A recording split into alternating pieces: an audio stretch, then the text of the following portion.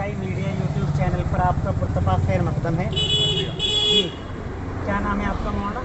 मेरा नाम मोहम्मद अतहर हक्कानी है और राब्ता मदारिस इस्लामी अरबिया दारुल उलूम देवबंद की शाख ज़िला सहारनपुर के जनरल सेक्रेटरी। यहाँ कलेक्ट्रेट में आज किस ताल्लुक़ से हाजिरी हुई थी?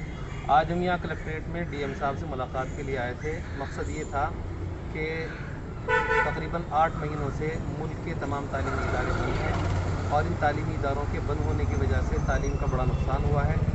अब चूँकि हुकूमत ने इस बात का ऐलान कर दिया है कि 15 अक्टूबर के बाद मदारिस और तालीमी इदारे खुल जाएंगे और उसके लिए ज़िला प्रशासन को इस बात की इजाज़त दी है कि वो मदारिस और तालीमी इदारों को दोबारा जारी करने की इजाज़त दें। तो उसी सिलसिले में इजाज़त के लिए हम यहाँ डीएम साहब के पास आए। गाइडलाइन जो है वो माननीय योगी आदित्यनाथ की जानिब से, सरकार की जानिब से आएगी। आप 15 तारीख से पहले क्यों डीएम साहब से नहीं आए?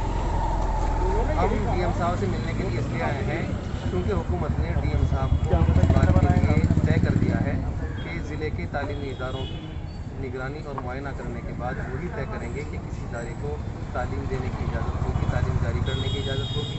जो ज़ाब्ते के मुताबिक अपने ज़ाब्ते मुकम्मल कर पाएंगे उन्हीं इदारों को तालीम देने की इजाज़त होगी और इसका इख्तियार हुकूमत ने ज़िला प्रशासन को दिया है। इसलिए डीएम साहब से मुलाकात करना। अहले मदारिस और तलबा के लिए आप क्या अपील करना चाहेंगे?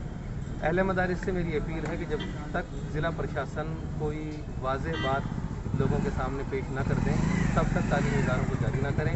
ऑनलाइन तरीके से जैसे हुकूमत कह रही है तालीमी इदारों को जारी रखने के लिए, अगर कुछ लोग जारी रखना चाहते हैं तो ऑनलाइन तरीके से तालीम जारी रखें, वरना इस बात का इंतज़ार करें कि ज़िला प्रशासन उन्हें इजाज़त दे। जब ज़िला प्रशासन इजाज़त दे दे उसके बाद तालीम जारी का निज़ाम जारी रखें। बहुत शुक्रिया मौलाना।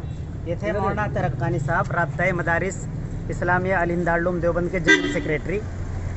आप यहाँ पर आज डीएम साहब से मिलने के लिए आए थे और मदारिस किस तरीके पर खोले जाएं और किस तरीके पर निज़ाम बनाया जाए, डीएम साहब से मुलाकात के लिए और ज्ञापन देने के लिए आए थे।